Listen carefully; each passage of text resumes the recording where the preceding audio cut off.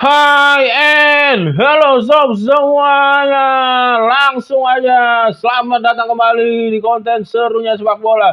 Konten serunya sepak bola akan mengomentari pertandingan antara Portugal versus Kroasia di mana Portugal tadi menang dramatis, di mana Portugal tadi berhasil remontada seperti timnas Inggris kemarin. Dan ya bisa dibilang pertandingan ini di babak pertama khususnya berbau-bau anyepnya itu sangat kental sekali. Ya berbau-bau membosankannya cukup terasa di babak pertama khususnya. Sebetulnya Portugal unggul, nyaris bisa lebih unggul cepat lah di bawah 10 menit, di menit 8 apa menit berapa 7 lewat Bruno Fernandes yang masih bisa dipatahkan oleh kipernya Kroasia, dan tendangan keduanya bola pentalannya berhasil dipatahkan kembali oleh defender Kroasia. Kedua tim ini memakai formasi 4-2-3-1, dan Kroasia menerapkan formasi bisa dibilang middle block campur low block lah, oke? Benar-benar ditumpuk dengan jarak pemain antara gelandang akhir yang dikendarai, oke, oleh Kovacic dan para center back-nya, para defendernya. Sebetulnya ya dari pemain Kroasia, dari kesebelasan Kroasia sendiri nggak ada salahnya. Gue berulang kali kalau middle block atau low block selalu bilang kalau kesebelasan tersebut ya nggak ada salahnya. Middle block atau low block bakal terasa lebih capek kok, Sob. Bakal terasa lebih menguras stamina karena butuh fokus yang tinggi banget gitu. Sementara di satu sisi Portugal juga berhasil bermain dengan cukup bagus gitu, mengatasi transisi pertahanannya. Ya pemain Kroasia yang gua nikmatin pertandingannya sepanjang pertandingan tuh Kovacic, dan satu lagi siapa tadi? Ada tuh satu lagi siapa, Kovacic dan satu lagi siapa gitu ya, pokoknya paling pertama Kovacic lah. Eh, Benar-benar kelihatan banget dia tampil ngotot terutama di babak kedua. Babak pertama seharusnya si Nuno Mendes ketika gawang sudah kosong, ketika dia mendapatkan celah dribble kosong mau masuk kotak penalti lawan, dia malah mengoper Cristiano Ronaldo. Terus winger-wingernya Portugal, kan ada Leao sama siapa satu lagi yang pemain Chelsea. Ya itu bisa dibilang kesulitan juga untuk mengalirkan bola, kesulitan juga untuk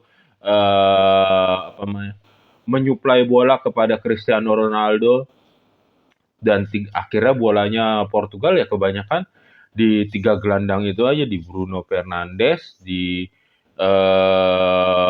Vitinha, dan satu lagi si Nepes gitu, oke?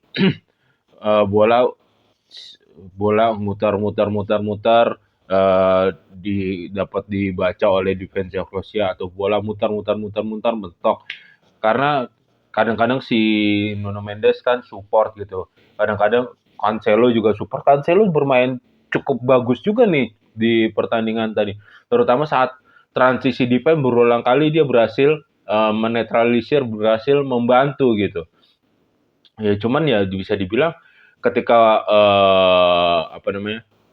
formasi atau permainan mentok seperti tadi, seharusnya pelatih Portugal mempunyai langsung mempunyai plan A, plan B, plan C, dan kemungkinan besarnya mungkin berani menarik Cristiano Ronaldo keluar, ataupun ya dia memasukkan penyegaran gelandangnya itu lebih cepat gitu. Memasukkan masuk ke babak keduanya itu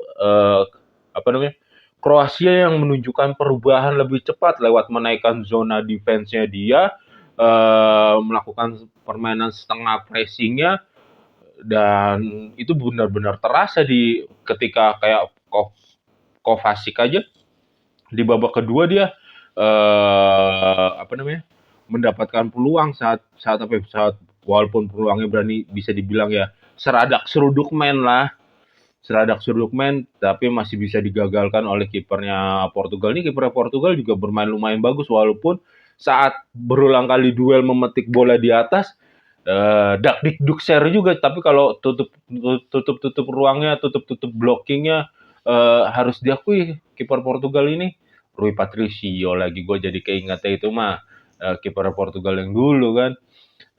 Sekarang kan kiper Porto ya. Kiper Portugal yang ini, kiper Portugal ini berhasil berulang kali menutup celah syuting pemain Kroasia dan memblok dengan baik gitu.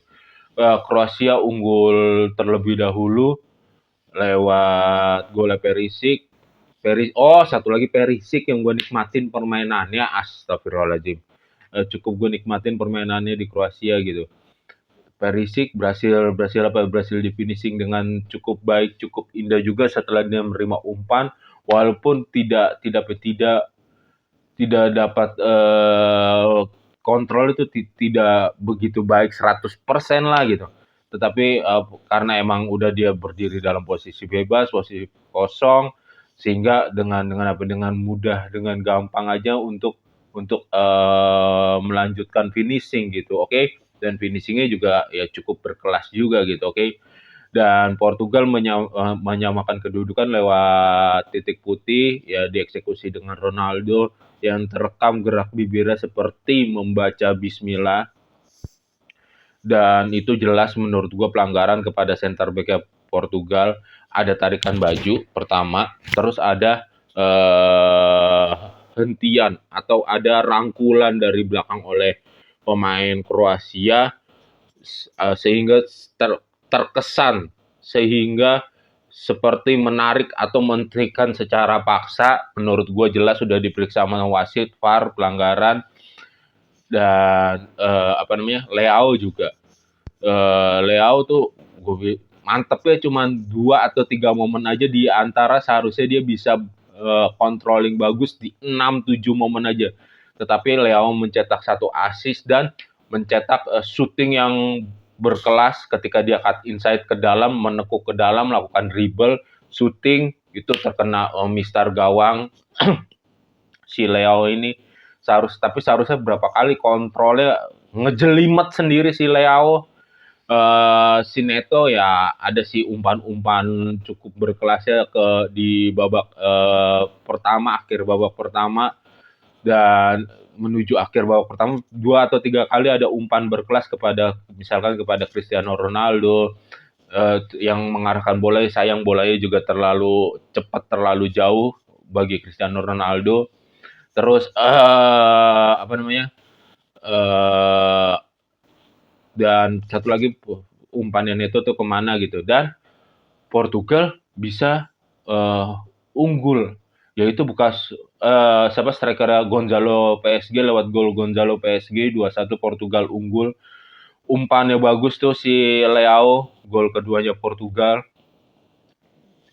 Dia mengumpan dari lini kedua justru, dan Leao mendrop bola dengan bagus arah bolanya. Gonzalo Ramos memenangkan duel terhadap 2 pemain Kroasia, satu lagi Guardiol. Seharusnya pemain Kroasia kan ada Guardiol di belakang gitu. Terus ada satu lagi tuh. Nah, ini pemain yang duel atau yang memotong bola, menghentikan bola pergerakannya Gonzalo Ramos gitu. Tetapi dia tidak melakukan itu, dan Gonzalo Ramos ya dengan postur tubuh seperti itu, headernya cukup biasa, lompatannya dengan cukup bagus gitu. Dan Portugal membalikan keadaan. Di sini ada sekitar 4 gol lah dianulir, dan gua rasa semuanya layak dianulir. 3 gol Kroasia, 3 gol Kroasia, 1 gol dari Portugal. Gol Portugal Ronaldo, ketika dicetak Ronaldo itu terlihat setengah badannya dia, leher tuh offside, dan setengah badan dia termasuk lengan sebelah kirinya itu offside, padahal di finishing berkelas oleh Ronaldo. Terus golnya Kroasia yang assist, yang pertama kali yang assist kan dikirimkan bola itu juga offside. Terus apa namanya, strikernya pengganti Kroasia yang baru masuk, yang ketika dia pengen meraihkan bola tarik sama Ruben Dias. Keputusan wasit juga benar, itu offside. Dan yang terakhir, pembahasan terakhir, kan pemain Kroasia melakukan sundulan bola, menang dong. Nah, posisi pemain Kroasia ini yang satu lagi di belakang udah offset duluan, dan bolanya terkena polesan rambut ke siapa, Veiga ya, defender ya Portugal yang tadi dijatuhkan juga di kotak penalti. Dan itu tidak sengaja, tidak ada sentuhan bola sengaja, dia terlihat menunduk bola, dan posisi pemain Kroasia ini udah offset ya Sob ya. Kecuali kalau si Veiga bisa misalkan si Veiga melakukan gerakan sengaja, mungkin itu bisa dibilang tidak offset. Tetapi ini kan pemain Kroasianya udah offset. Si Veiga ketika dia mendapatkan bola, pemain Kroasia memenangkan header, dan cuman kayak dia nunduk ke poles rambut doang, dan bolanya jatuh ke pemain Kroasia, itu berhasil diteruskan kembali dan akhirnya menjadi gol. Ya itu menurut keputusan wasit benar sekali, itu offset gitu. Tidak ada gerakan sengaja atau tidak ada gerakan tambahan dari pemain Portugal untuk secara sengaja untuk pengen menghentikan bola. Orang si Veganya juga nunduk gitu kayak kepoles rambut doang. Dan itu juga ada di forum wasit Indonesia itu mengatakan itu offset gitu. Itu tidak ada pergerakan sengaja gitu dari pemain yang bersangkutan, tidak ada niatan untuk menghentikan bola gitu. Oke. Dan selamat untuk timnas Portugal, akhirnya dia lolos ke babak 16 besar, dan nanti di 16 besar udah ditunggu lawannya Spanyol. Spanyol dia sebelumnya main jam 2, dia menang 3-0. Oriol Jaubalnya ngeri. Ini Spanyol menunjukkan perkembangan permainan yang sangat positif, cukup positif lah dibandingkan ketika di fase grup ataupun di pertandingan terakhir melawan Uruguay. Ya, bakal ada duel lumayan berkelas ini antara Spanyol versus Portugal. Oke Sob, selamat untuk Bang Dodo juga. Walaupun hampir sepanjang pertandingan terisolir, 2 kali dia turun untuk mengalirkan bola, sekali untuk mengalirkan bolanya bagus banget. Dan semoga Martinez punya formasi ataupun skema plan B, plan C selain plan A tersebut. Oke. Sampai ketemu lagi di konten serunya sepak bola. Jangan lupa untuk subscribe, comment, like, and share. Enjoy, bye-bye. Jaga kesehatan kalian.